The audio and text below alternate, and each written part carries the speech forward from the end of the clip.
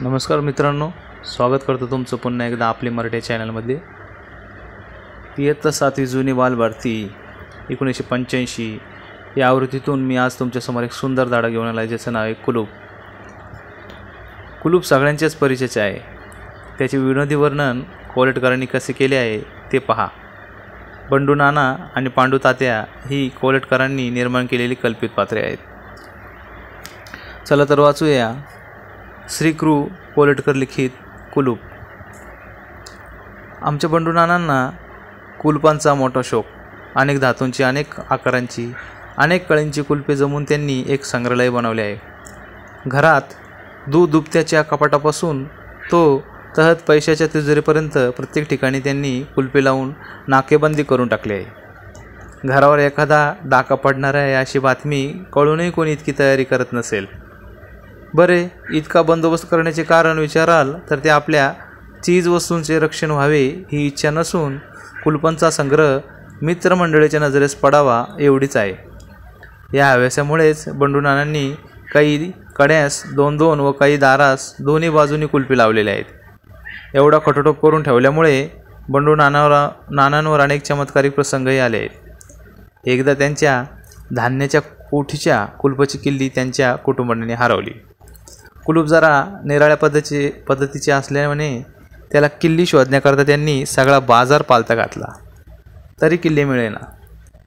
बरे, कुलूप लोहाराकडून काढवावे तर पोटच्या पोरापेक्षा ममतेने वाढवलेल्या कुलपाचे हाडे खिळखिळे होताना पाहणे हे बंडू नानासारख्यांना जरा दुर्घटच होते। शिवाय गृहस्थ इतका मानी की त्याने शेजाऱ्यांपाशी कधी पसाभर धान्यही उसने माहिती नसावे। असो, अशा रीतीने पहिला दिवस तर घरातील सर्व मंडळीने त्या कुलपानिमित्त कडकडीत उपवास काढला।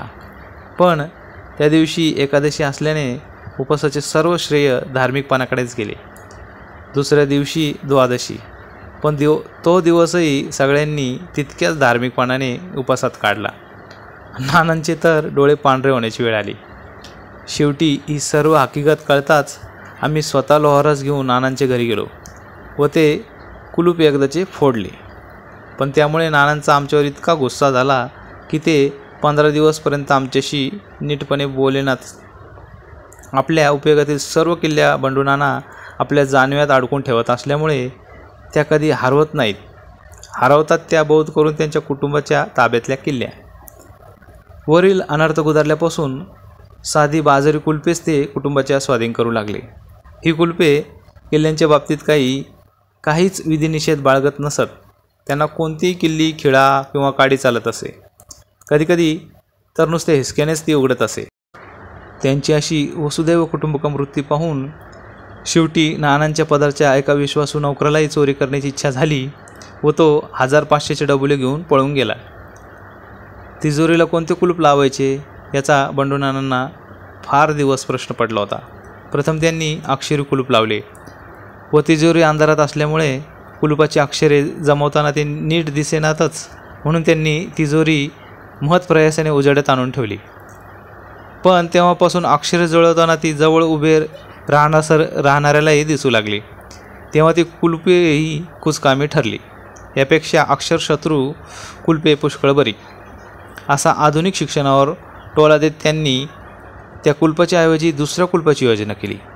हे कुलूप नुसते दाबले की लागत असे, उघडताना मात्र त्याला किल्लीची जरूर लागली।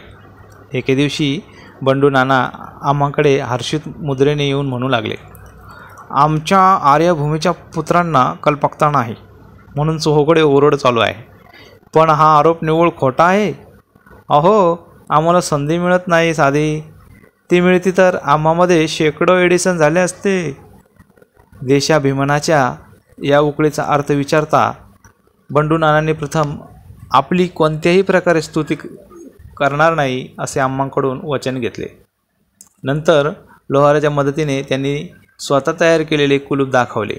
ते म्हणाले, या कुलूपाची कल्पना मला आमच्या तिजोरीच्या कुलपावरून सुचली। या कुलपाचे गुणधर्म त्या कुलपाच्या अगदी विरुद्ध आहेत। या कुलपास उघडण्याला किल्ली पाहिजे। याला लावताना मात्र ते कुलूप नुसते दाबून लावता येते। माझे नुसत्या हिसाड्या सरसे उघडते। हे कुलूप मी आता तिजोरीला लावून पूर्वीचे काढून टाकणार। हा अकल्पित प्रकार ऐकून आम्ही नानांचे मन वळवण्याचा पुष्कळ प्रयत्न केला. नानांच्या अंगी दृढनिश्चय हा एक अलौकिक गुण आहे. आपल्या लोकात कोणत्याही कलेला उत्तेजन नाही अशी फुटफुट करत त्यांनी ठरलेला बेत लागलीच अंमलात आणला. थोड्याच दिवसात आमच्या अनुमानाप्रमाणे तिजोरीची चोरी झाली. तेव्हा तर नानांचा तिळपापड झाला.